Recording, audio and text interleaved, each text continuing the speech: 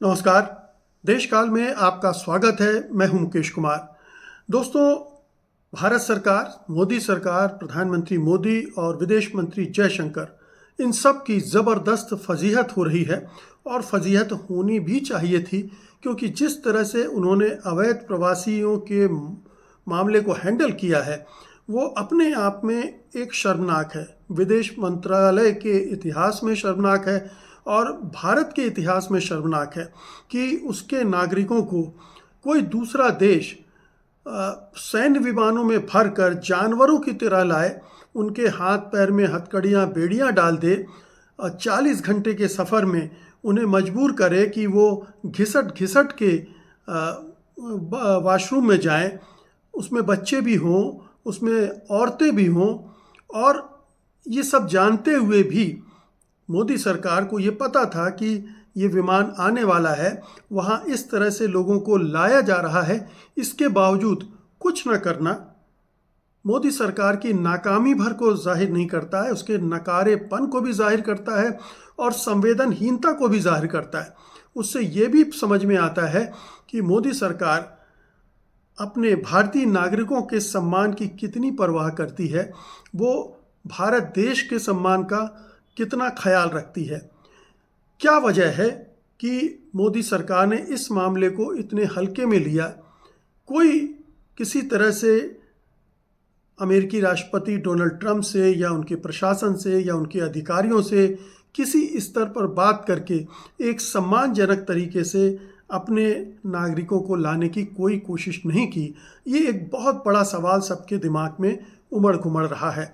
अब देखिए कि ट्रंप जब चुनाव जीते थे, बल्कि उसके पहले से ही ऐलान कर रहे थे कि वो अवैध प्रवासियों को वापस भेजेंगे, और चुनाव जीतने के बाद से वो हर दिन ये रट लगाए हुए थे और उन्होंने बहुत साफ कर दिया था कि वो क्या करने जा रहे हैं।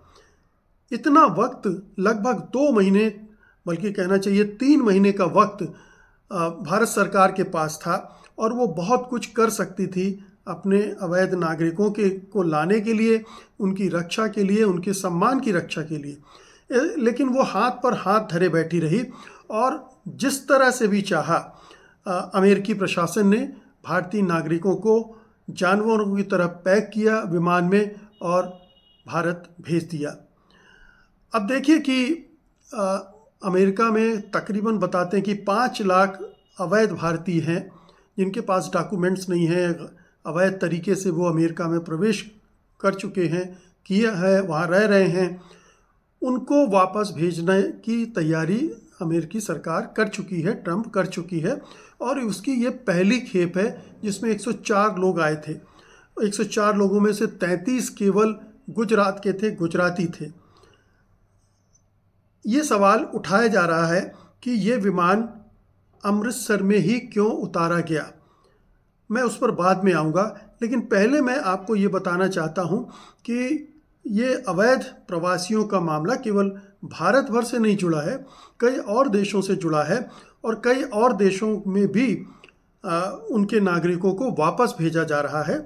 लेकिन मैं एक देश का नाम लेना चाहूँगा, कोलंबिया। कोलंबिया में जब ट्रंप सरकार ने मिलिट्री एयरक्राफ्ट में अवैध प्रवासियों को भर कर भेजने की कोशिश की, इसी तरह से हथकड़ियाँ बेड़ियाँ लगाकर, तो कोलंबिया की सरकार ने, वहाँ के प्रधानमंत्री ने विमान को उतरने नहीं दिया, उसको लौटा दिया। जाहिर है कि ट्रंप सरकार बहुत खपा होगी, क्योंकि वो तो अपने को सुपर पावर मानती है। वो ये मानते हैं डोनाल्ड ट्रंप साहब कि वो दुनिया के सर्वे सर्वा हैं, वो जो चाहें जैसे चाहें उनको करने की आज़ादी है, और वही वो कर रहे थे। लेकिन एक छोटे से देश में जिसकी मुश्किल से 2.5 करोड़ की आबादी होगी और अर्थव्यवस्था में 39वें 40वें स्थान पर है वो दुनिया में, तो ना तो बड़ी आर्थिक ताकत है, न सैन्य ताकत है, और ना ही कोई बड़ी राजनीतिक हैसियत उसकी है। लेकिन उसमें राष्ट्रपति ने, प्रधानमंत्री जो भी हैं, उन्होंने दम दिखाया और विमान को लौटा दिया। कहा कि आप हमारे नागरिकों को इस तरह से अपमानित करके नहीं भेज सकते। उन्होंने फिर इसका तोड़ क्या निकाला वो भी जान लीजिए। उन्होंने बाकायदा अपने जो नागरिक विमान हैं उनको भेजा अमेरिका और उनमें बिठाकर उनको ससम्मान लाया गया। और जब वो प्लेन वहाँ उतरे तो खुद प्रधानमंत्री प्लेन में गए और उन्होंने उनको आश्वस्त किया कि आप हमारे नागरिक हैं, आप सम्मान के साथ रहिए अपने देश में और हम कोशिश करेंगे कि आपको सम्मानपूर्वक जीना का मौका मिले। तो एक तरफ एक सरकार है जो अपने नागरिकों के को लेकर इस तरह से चौकन्नी है, इस तरह से उनका सम्मान करती है। और ये नागरिक अवैध तरीके से गए हैं, इसका मतलब क्रिमिनल नहीं है। ट्रंप जिस भाषा का इस्तेमाल कर रहे हैं इन नागरिकों के लिए, वो अपराधी कह रहे हैं इन सबको। ये अपराधी नहीं है, ये बेशक इन्होंने कुछ कानून तोड़े हैं, अवैध तरीके से अमेरिका में प्रवेश किया है, और ये भी सही है कि वो अपने एक ड्रीम के लिए अमेरिका गए हैं। दुनिया भर के लोगों का ड्रीम है अमेरिका जाना। मैं इसे सही नहीं ठहरा रहा हूँ कि आप कानून तोड़ते हुए अमेरिका पहुँच जाएं और कहें कि अब हमें वहाँ बसने दिया जाए। कोई भी देश इसकी आज़ादी नहीं देगा, और अगर वो उन नागरिकों को वापस भेजता है तो किसी भी देश को उन्हें वापस लेना भी पड़ेगा। ये इसमें अंतर्राष्ट्रीय कानून बिल्कुल साफ हैं। लेकिन अंतर्राष्ट्रीय कानून ये भी साफ साफ कहते हैं कि आप उनके साथ जानवरों जैसा सलूक नहीं करेंगे, आप उन्हें युद्धबंदियों जैसा उनके साथ व्यवहार नहीं करेंगे। मानवीय व्यवहार अपेक्षित है।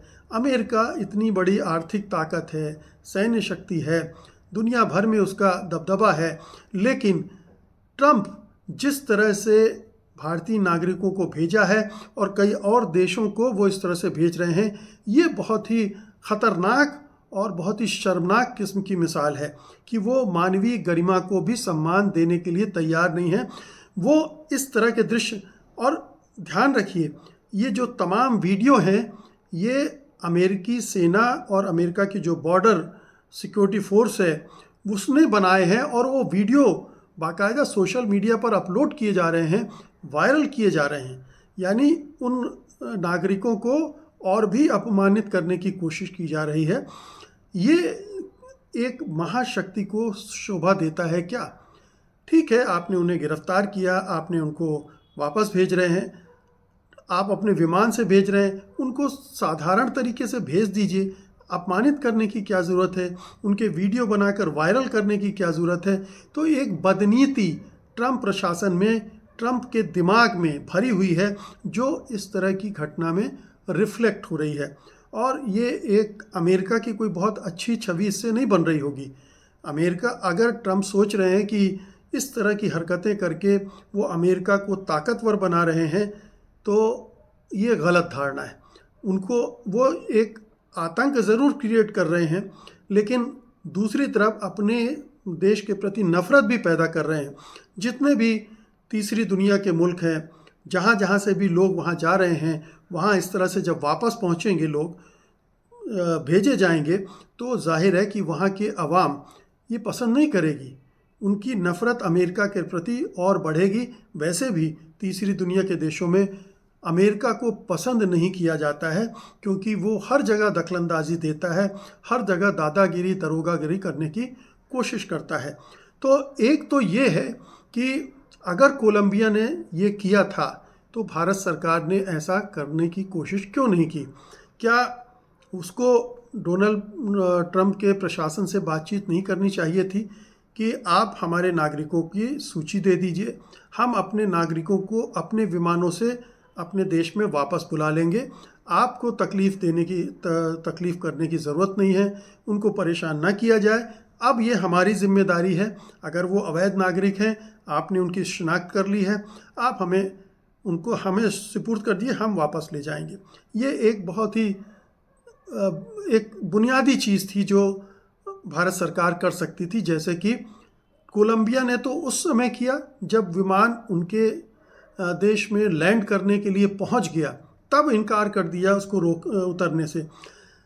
भारत सरकार के पास तो ये मौका था कि वो उतरने का इंतज़ार न करती या विमान वहाँ से उड़ने का इंतज़ार न करती, पहले ही ट्रंप प्रशासन से बात करके इस मामले को सुलटा लेती तो ये इतना बड़ा मामला ना बनता और उसकी इतनी छीछा लेदर ना होती। अब बार बार ये प्रधानमंत्री को याद दिलाया जा रहा है कि आप तो 56 इंच की छाती वाले नेता हुआ करते थे। क्या हुआ उस छाती का?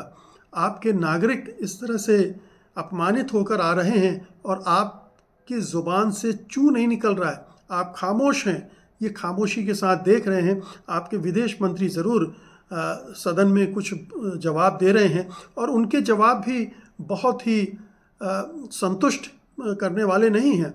वो ये कह रहे हैं कि ये तो किसी भी देश का अधिकार है कि वो अपने अवैध नागरिकों को वापस भेजे और हमारी ऑब्लिगेशन है कि हम उनको ले।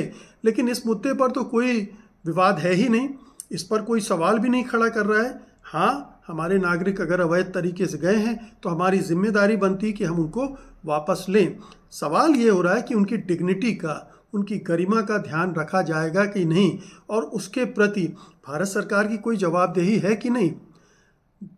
विदेश मंत्री जयशंकर कह रहे हैं कि ये तो पहले भी होता रहा है, पहले होता रहा है लेकिन इस तरह से नहीं हुआ है जिस तरह से इस बार भेजा है। पहले भी अवैध नागरिक पकड़े गए हैं, उनको वापस भेजा गया है, हम सुनते रहते हैं। इस समय अभी 2-3 साल में ही करीब 1000 के आसपास नागरिक वापस भेजे गए हैं, लेकिन इस तरह से नहीं भेजे गए हैं और ना ही इस तरह से हथकड़ियाँ बेड़ियाँ और अपमानित करके भेजे गए हैं। तो उनमें, उनके वापस आने में और ये वापसी में ज़मीन आसमान का फ़र्क है, जिसे जयशंकर छिपाना चाहते हैं। और अब वो कह रहे हैं कि हम ट्रंप सरकार से बात करेंगे कि वो हमारे नागरिकों के साथ ठीक ढंग से ट्रीटमेंट करे। ये चीज़ पहले क्यों नहीं की गई, सवाल ये उठता है।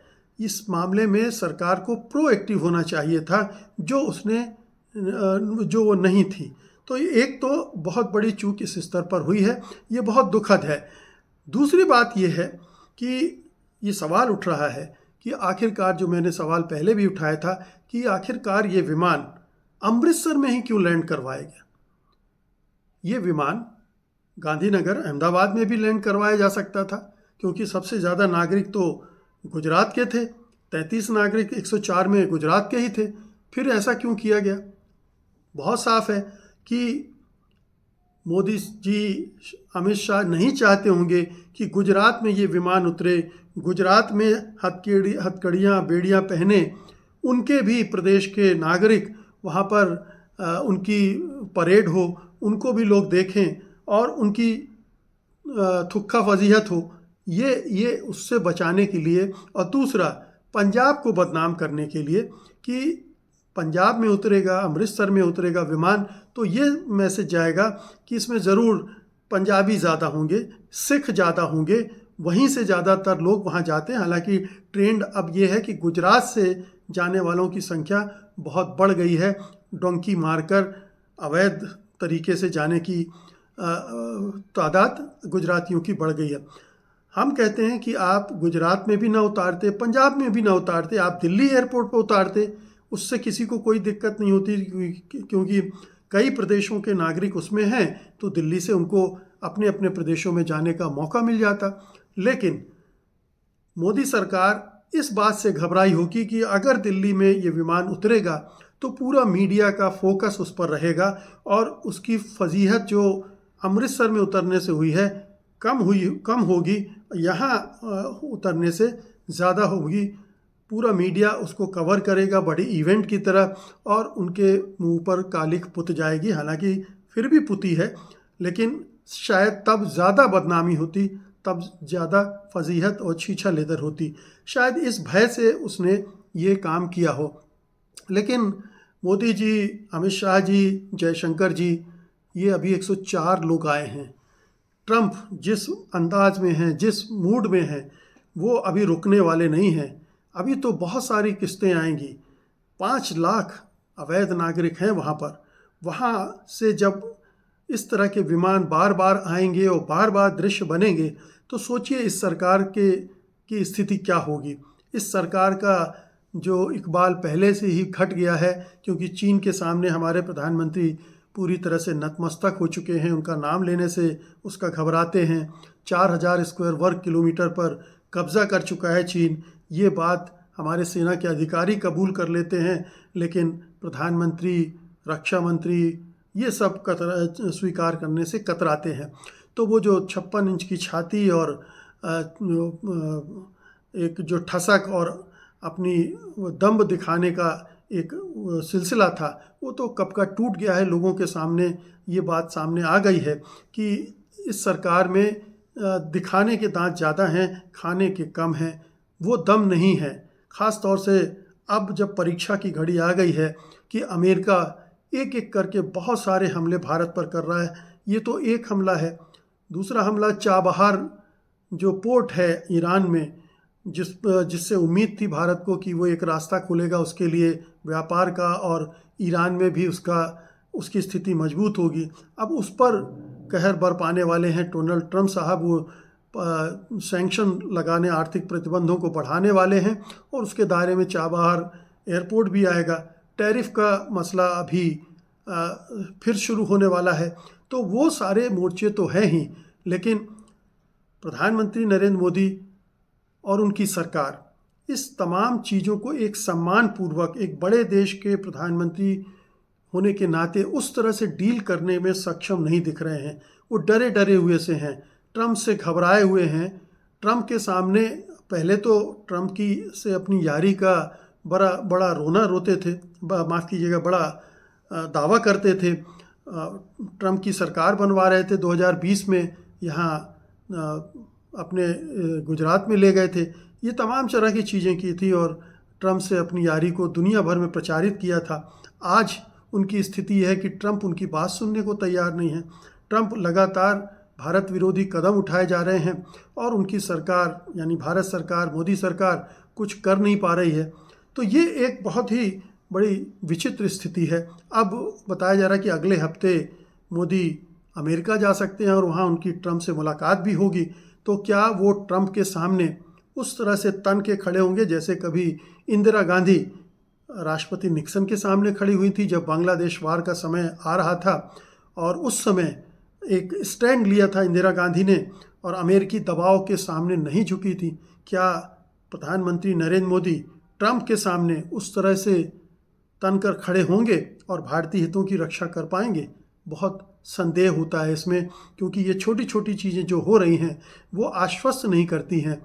और इस पूरे घटनाक्रम का एक दूसरा पहलू भी है कि जो 104 लोग आए हैं उनकी आप बीती सुनिए। उन्होंने क्या क्या खोया है। यहाँ से लाखों कर्ज लिया है, अपने घर जायदाद बेची है, और फिर इसके बाद डोंकी मार के कितनी मुश्किलों के बाद अमेरिका पहुँचे थे।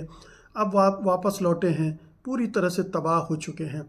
क्या इन नागरिकों के पुनर्वास के लिए मोदी सरकार कुछ करेगी, उनकी पीड़ा को समझेगी, या फिर उनको उनके हाल पर छोड़ देगी कि आपने ये गलत फैसला किया था, अब आप ही भुगतो, हमारी कोई जिम्मेदारी नहीं है?